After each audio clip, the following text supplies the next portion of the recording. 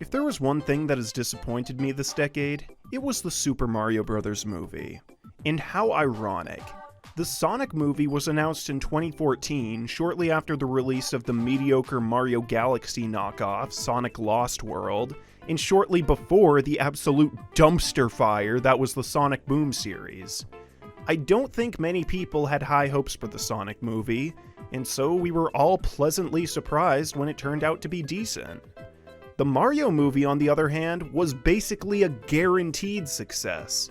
It was announced right after one of the best Mario games of all time, and arguably one of the best video games of all time, Super Mario Odyssey.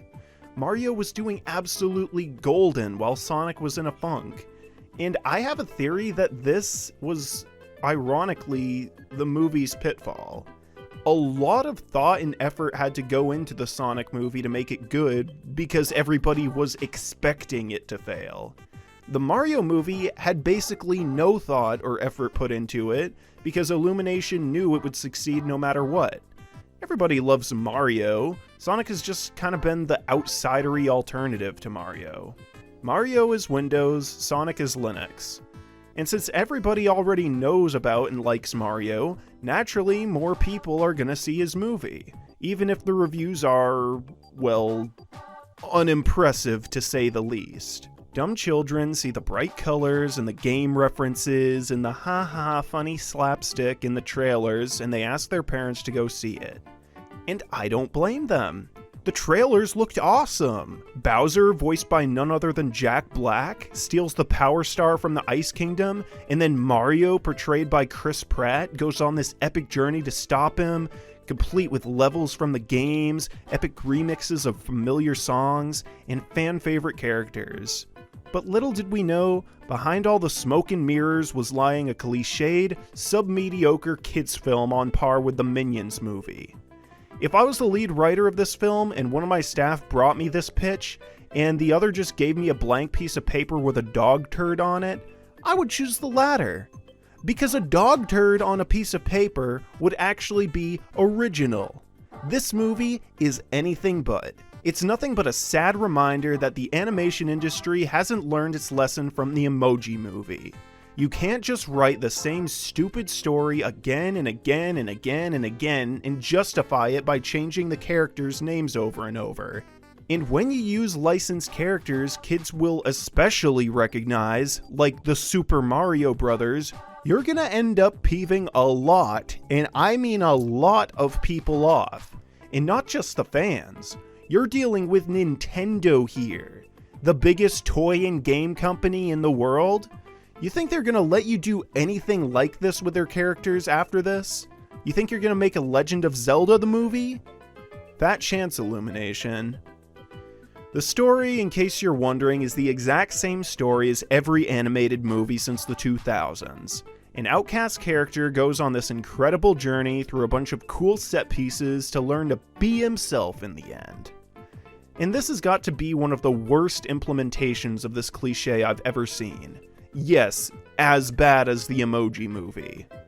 Let's just take this in for a minute. Super Mario as the outcast.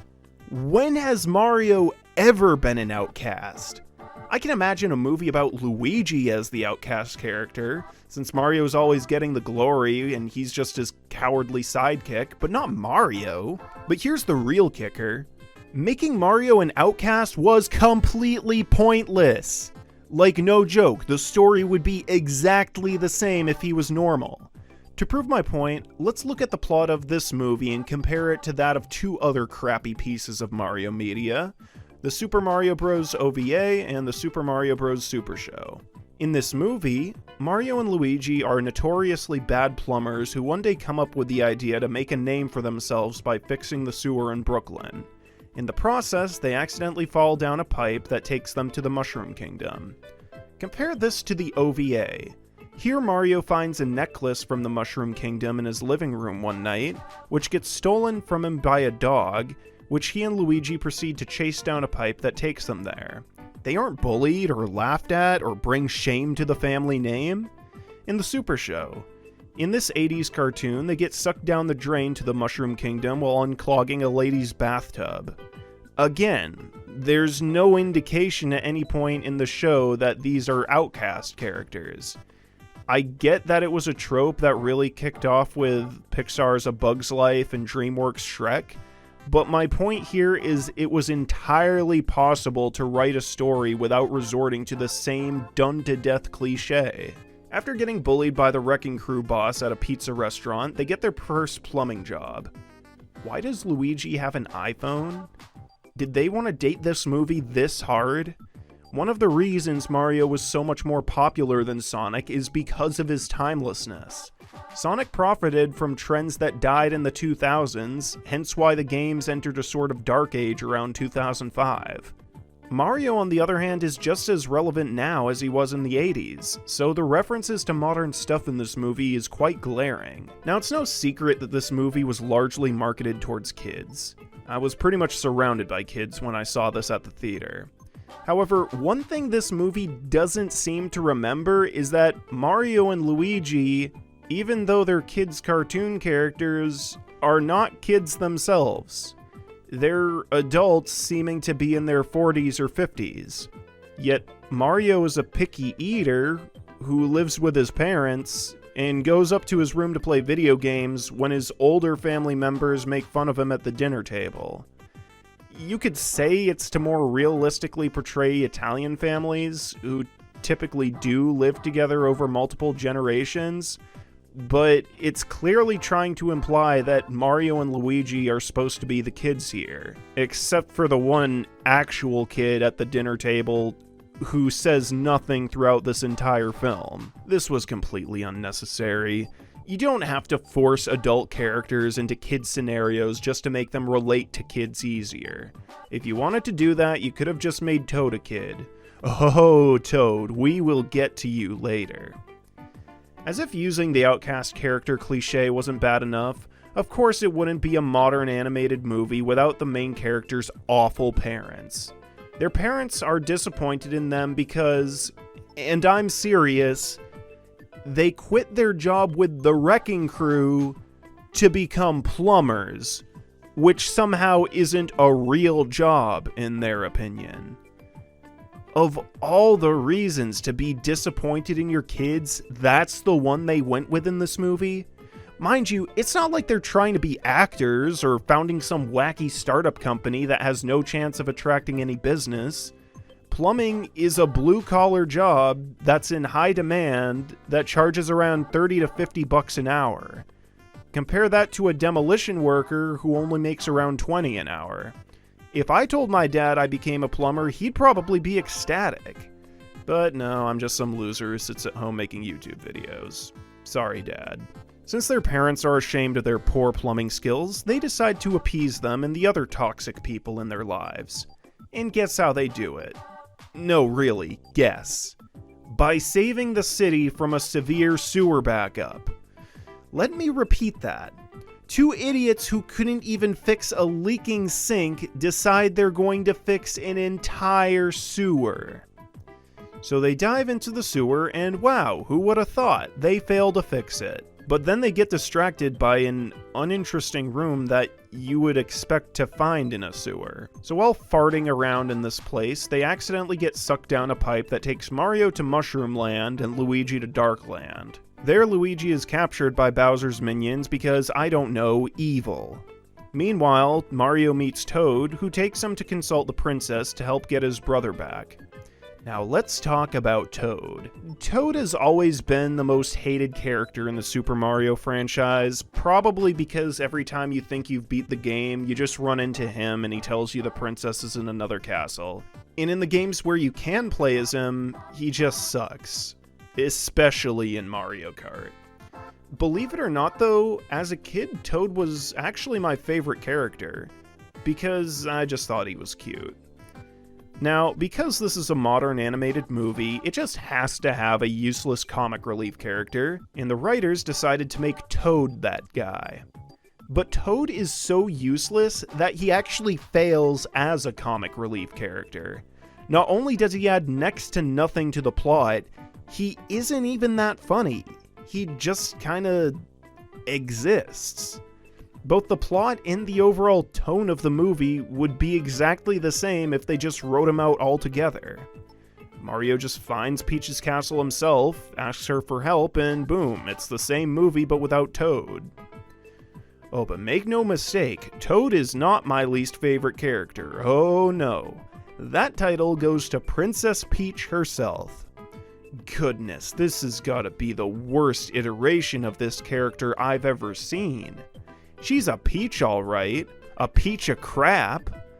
Again, like every single freaking cartoon movie these days, there has to be some stereotype-breaking girl power character.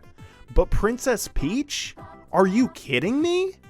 Everybody who's played, I don't know, a single Mario game in their entire life knows that Princess Peach is the antithesis to this kind of character.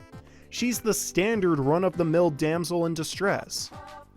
In almost every single game, she gets kidnapped by Bowser, and Mario and Luigi have to come rescue her, to the point where it's kind of comical. Literally, the worst possible character you could have chose to promote a feminist message. If they wanted to put that cliche in this movie, they should have chosen Toadette, or Candy Kong, or literally any other non-princess.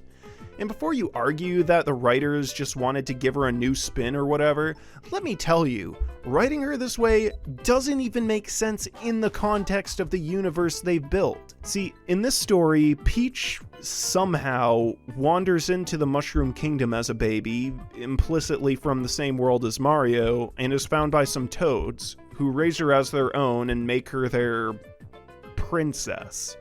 Not their queen, their princess. Even though there's no queen or king. She says she's all tough like this because she grew up in this world, but that doesn't explain anything. Her Toad army grew up in this world, and they're completely useless.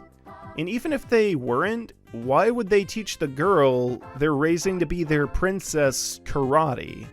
Writing her this way was so incredibly forced, it's painful. What infuriates me the most about the princess is despite the fact she's supposed to be all cool and skilled at fighting, she isn't that heroic.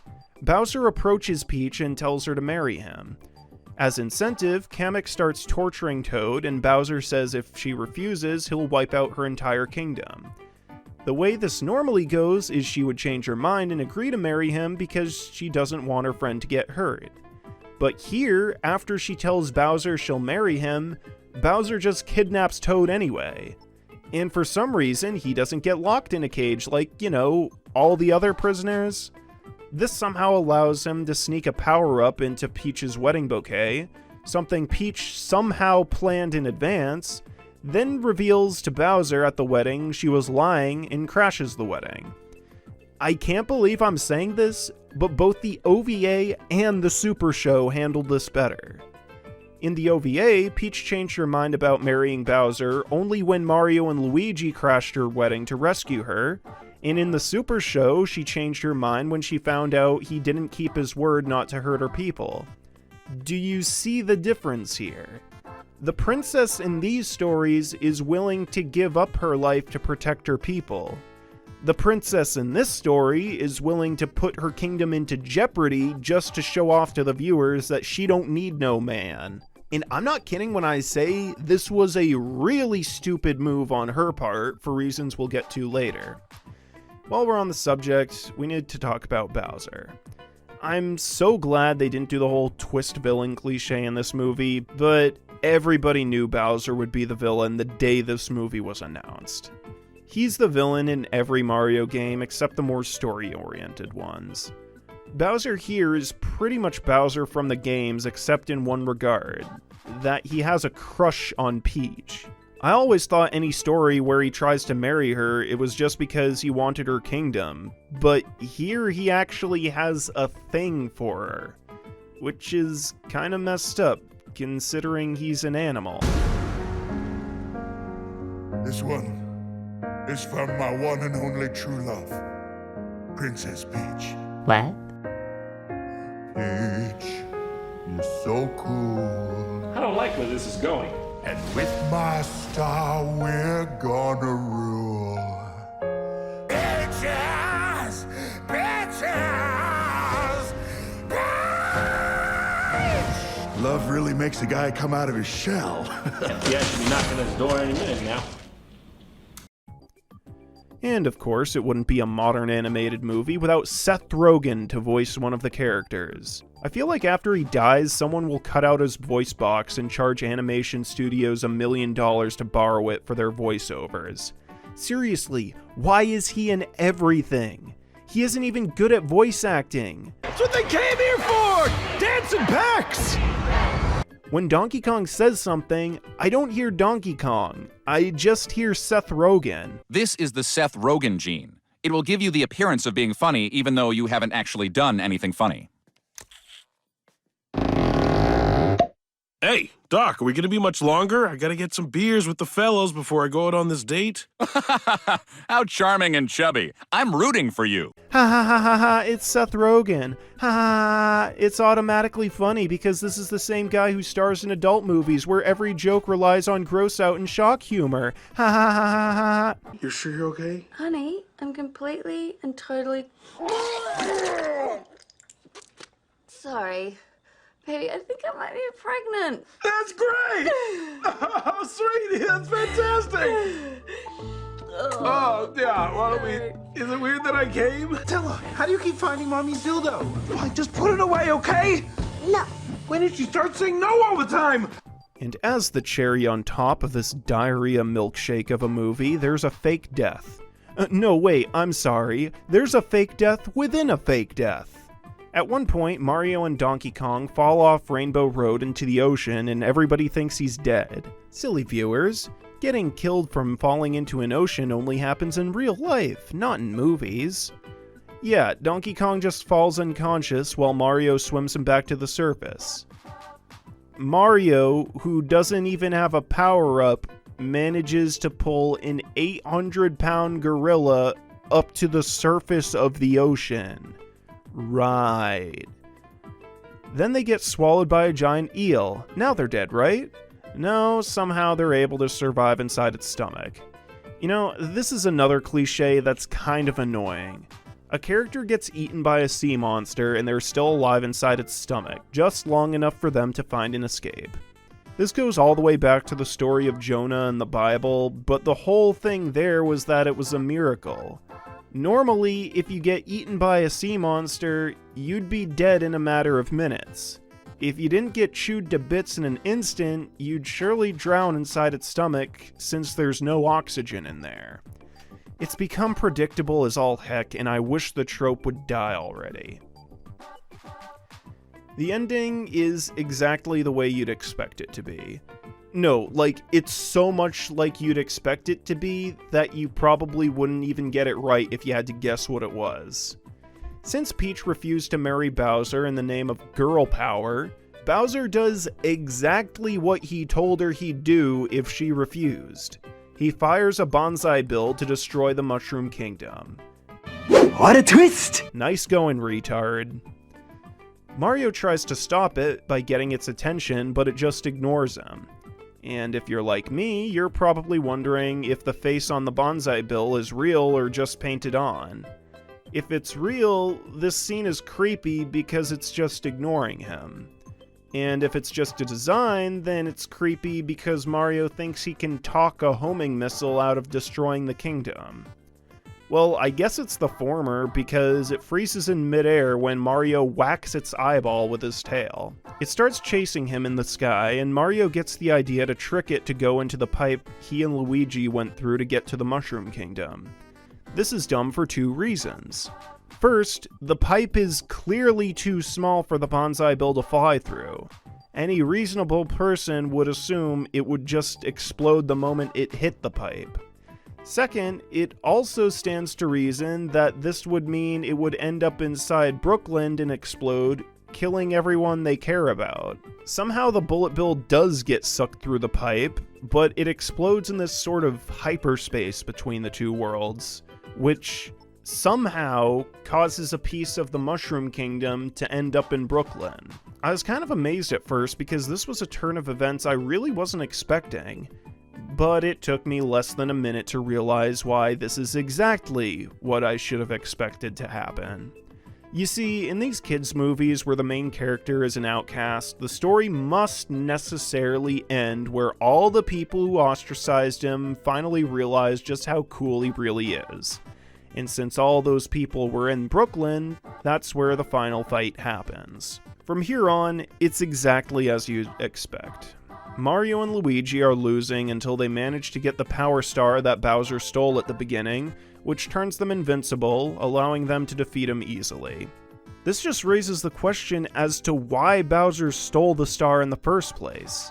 He said he's going to use it to rule the world, but how? He thought Peach would marry him if he got her the star, but she didn't. And when she didn't, he didn't bother tapping into the star's power, he just tried to nuke her kingdom, and failed. And after he failed, he still didn't try to use the star, which is precisely the reason Mario and Luigi used it to kick his butt. The story would be the same. No, you know what? The story would be even better without the star, because all it amounted to was a lazy deus ex machina in the end. And then, of course, their parents are proud of them, the bully becomes their friend, and they all live happily ever after. What I don't get is why they went back to live in the Mushroom Kingdom. They finally got the recognition they wanted from the city, and Bowser's already been defeated, so what was the point in going back? And with that, this 85-minute waste of time is officially over. I guess in a world where studios get rewarded for putting the least amount of effort into something, it's too much to ask for a half-decent animated kids movie. Don't bother branching out or trying anything remotely unique, just copy what everyone else is doing and you'll make $200 million at the box office. But with all that said, what did you think of this movie? Do you agree with my thoughts? Why or why not? Leave your comments down below and I'll catch y'all next time.